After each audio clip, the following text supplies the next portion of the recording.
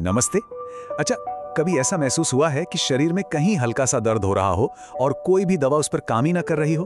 तो चलिए आज इसी दिलचस्प विषय को समझते हैं कि आखिर कुछ शारीरिक तकलीफों का आध्यात्मिकता से क्या गहरा नाता हो सकता है। हम सब ने कभी न कभी ऐसा दर्द महसूस किया ही है जो जाने का नाम ही नहीं लेता। इस बारे में जो जानकारी मिलती है वो ये कहती है कि अगर कोई इंसान आध्यात्मिक रास्ते पर चल रहा है तो इस तरह के दर्द का एक बहुत ही गहरा और कह सकते हैं कि एक खास मतलब हो सकता है।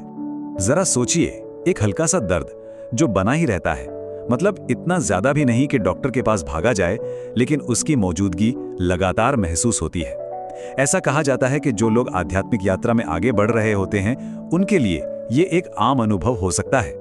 इस पूरी प्रक्रिया को आध्यात्मिक समायोजन का नाम दिया गया है। इसको ना ऐसे समझिए जैसे हमारा शरीर एक नई और बहुत ज्यादा शक्तिशाली ऊर्जा के साथ खुद को ट्यून कर रहा हो, और ये हल्का दर्द बस उसी एडजस्टमेंट का एक छोटा सा हिस्सा है। तो घबराने की तो बिल्कुल भी जरूरत नहीं है, बल्कि ये तो एक बहुत अच्छा संकेत है। इसका सीधा सा मतलब है कि आप आध्यात्मिक रूप से तरक्की कर रहे हैं और ये दर्द भी कुछ समय के बाद अपने आप चला जाएगा। अब आता है सबसे मजेदार हिस्सा। क्या आप जानते हैं कि शरीर के अलग अलग हिस्सों में होने वाले इन खास दर्दों का अलग अलग आध्यात्मिक मतलब भी हो सकता है? चलिए एक एक करके इन्हें जानते हैं। तो सबसे पहले बात करते हैं माथे की, जिसे हम तीसरी आंख या आज्ञा चक्र का घर भी तो मानते हैं। अगर माथे पर हल्का सा दर्द हो या ऐसा लगे जैसे कुछ रेंग रहा है, तो ऐसा माना जाता है कि ये तीसरी आंख के जागृत होने का संकेत है। और जब ये खुलती है तो इंसान को भूत, वर्तमान और भविष्य को गहराई से समझने की शक्ति मिल सकती है। अब बारी आती है आंखों की। आंखों में होने वाले दर्द का भी एक बहुत खास मतलब हो सकता है। आंखों में बना रहने वाला हल्का दर्द दिव्य दृष्टि के खुलने का इशारा हो सकता है, यानी कि देखने की एक ऐसी क्षमता जिससे वो चीजें भी नजर आने लगती हैं जो आमतौर पर अदृश्य होती हैं, जैसे कि पॉजिटिव या नेगेटिव एनर्जी। अब आते हैं गले यानी कंठ पर। भाई, यहां होने वाले दर्द का क्या मतलब हो सकता है?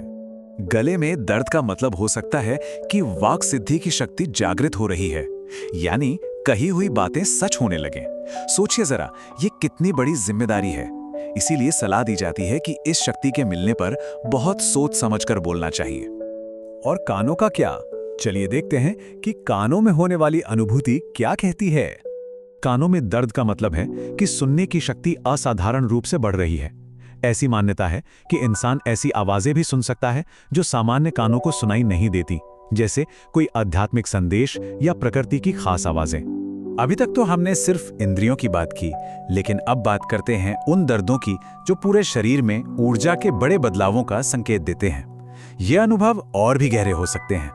तो इस लिस्ट में अगला नंबर है गर्दन का।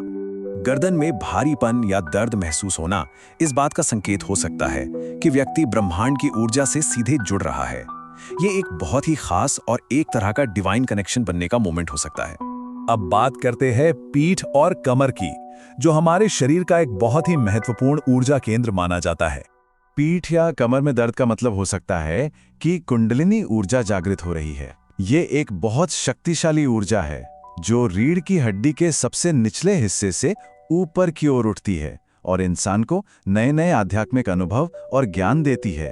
और आखिर में बात करते हैं हाथों की। अगर हाथों में एक खास तरह की ऊर्जा महसूस होने लगे तो इसका मतलब हो सकता है कि दूसरों को ठीक करने की शक्ति आ गई है। किसी का स्पर्श आराम दे सकता है या किसी चीज में पॉजिटिव एनर्जी भर सकता है। तो हमने देखा कि कैसे ये साधारण से दिखने वाले दर्द अपने पीछे कितने गहरे आध्यात्मिक राज छुपाए हो सकते हैं। लेकिन एक बड़ा सवाल ये उठता है कि अगर किसी को ये शक्तियां मिलें तो उसे आगे क्या करना चाहिए। तो एक बार जल्दी से देख लेते हैं कि हर दर्द का एक खास मतलब है। माथे का दर्द भविष्य देखने की शक्ति से जुड़ा है, तो आंखों का दर्द अदृश्य को देखने की क्षमता से। ये सभी एक दूसरे से बहुत गहराई से जुड़े हुए हैं। और सबसे जरूरी बात यह है कि इन शक्तियों का इस्तेमाल हमेशा अच्छे कामों के लिए ही किया जाना चाहिए। यह सिर्फ एक शक्ति नहीं है, बल्कि एक बहुत बड़ी जिम्मेदारी भी है, और इसका इस्तेमाल सिर्फ सही लोगों की मदद के लिए ही होना चाहिए। तो अगली बार जब कोई ऐसा दर्द महसूस हो जो समझ ना आए, तो शायद यह सोचने का एक मौका हो कि शरीर आपको क्या बताने की कोशिश कर रहा है। हमारा मन, शरीर और आत्मा आपस में किस तरह जुड़े हैं, यह हमें इसके बारे में क्या बताता है। इस पर सोचिएगा जरूर।